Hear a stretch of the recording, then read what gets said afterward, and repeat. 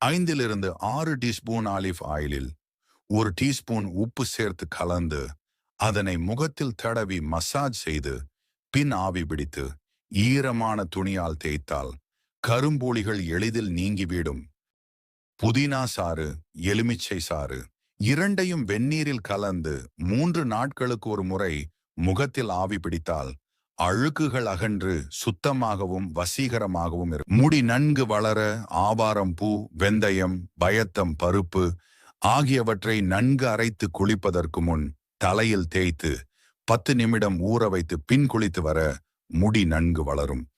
முடி நன்கு வளர ஆவாரம்பூ, வெந்தயம், பயத்தம் பருப்பு ஆகியவற்றை நன்கு அரைத்து தலையில் தேய்த்து குளித்து வர முடி நன்கு வளரும். கருவேப்பிலை 2 கைப்பிடி அளவும், வெந்தயம் 3 ஸ்பூன் எடுத்து காய வைத்து பொடி செய்து தேங்காய் எண்ணெயுடன் ஊற வைத்து தலையில் தேய்த்து வந்தால் முடி கருப்பாகவும் அடர்த்தியாகவும் வளரும்.